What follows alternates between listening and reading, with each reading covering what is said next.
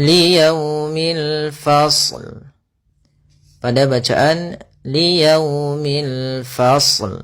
Di sini pada lafal liyaumi ada bacaan lin. Apa itu bacaan lin? Lin artinya kita maknai dengan lembut. Maka kapan terjadinya lin, bacaan lin terjadi dua kondisi, yaitu fathah bertemu waw sukun atau fathah bertemu ya sukun. Maka apabila fathah bertemu waw sukun atau fathah bertemu ya sukun, maka dia kita namakan dengan bacaan lin. Dalam pelafalannya harus lembut. Liyaumi, agar menyempurnakan makhraj huruf waw, kita agak monyongkan bibir kita. Liyaumi, ya dilembutkan yaumi. Kemudian pada lafal yaumil di sini ada alif lam qamariyah, yaitu alif lam yang kita tulis dan kita baca dengan jelas suara lamnya. Liyaumil fasl, fasl. Nah, kemudian dalam lafal ini kita sempurnakan dulu huruf shadnya, yaitu kita fa ketemu dengan shad, shadnya tebal, fasl, fasl, fasl. Ya, kemudian baru dimatikan lamnya. Tapi hati-hati jangan memantulkan shadnya, fasl. Misalkan fasl, fasl gitu ya, dengan pantulan shadnya. Hati-hati, tapi tetap dia menyempurnakan shadnya baru dimatikan lamnya. Liyaumil fasl, fasl. Kemudian ayat ke-14, wa ma adraka ma yaumul fasl. Pada lafal wa ma adraka, di sini pada lafal ma ada bacaan yang kita namakan dengan mad jaiz munfasil. Mad artinya panjang, jaiz artinya boleh, munfasil terpisah. Sehingga apa yang dimaksud dengan mad jaiz munfasil? Yaitu apabila ada bacaan mad tabi'i. Pertama kita uraikan, yaitu pada lafal ma bertemu dengan hamzah setelahnya. Ma pada dasarnya dua harokat. Karena datang setelahnya huruf hamzah, maka ma-nya nanti berubah disebabkan adanya hamzah. Nah, apabila ada huruf hamzah datang setelah mad tabi'i dan hamzah tersebut kita lihat di sini dua kata, di lain kata, bukan pada satu kata. Sehingga ketika di lain kata ini namanya kita namakan munfasil, hamzahnya terpisah. Maka dinamakan dengan mad jaiz munfasil. Berapa panjang untuk mad jaiz munfasil? Yaitu kita panjangkan 4 atau 5 harokat. Maka ma-nya kita panjangkan dahulu baru kita baca a-nya.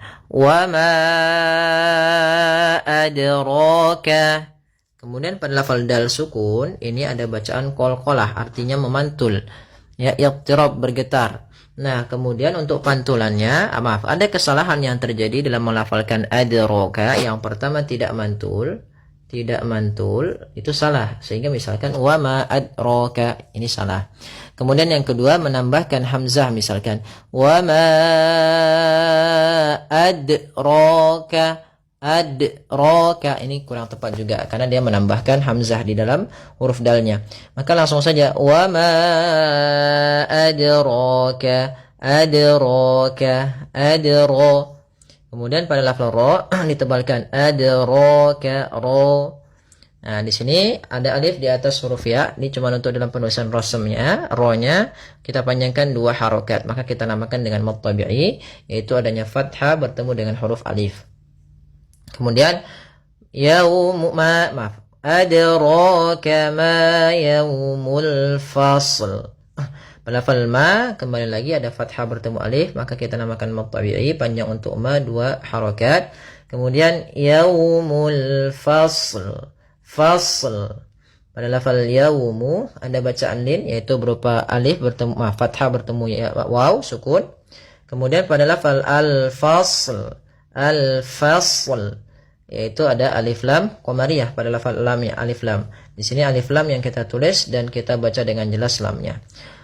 Kemudian al-fasl, fasl, ya sempurnakan shadnya baru ke lam. Wa ma adraka ma yaumul fasl. Kemudian ayat yang selanjutnya, wailun yawma idzin lil mukazzibin. Pada lafal wailun, wailun di sini ada bacaan lin, yaitu pada lafal wa ketemu dengan huruf ya sukun, maka dia lembut dalam pelafalannya. Wailun ya. Nah, di sini ada tanwin berupa dhammatain bertemu dengan huruf ya. Maka apabila dhammatain bertemu dengan huruf ya, ini kita namakan dengan bacaan idgham. Nah, di sini karena huruf ya termasuk idgham bi gunnah hurufnya, maka kita namakan dengan idgham bi gunnah, yaitu disertai dengan gunnah. Idgham artinya kita memasukkan. Apa yang kita masukkan adalah suara tanwinnya atau suara nunnya ke huruf ya. Maka hilang bunyinya, tapi dia masih menyisakan suara bunyi dengan gunnahnya. Wailun, wailun ya, bukan wailun ya. Jadi wailun yawma idzil lil mukazzibin. Kemudian pada lafal yaw ada bacaan lin lagi, yaitu adanya fathah bertemu waw. Kemudian pada lafal zil lil mukazzibin ini ada namanya idgham bi gunnah.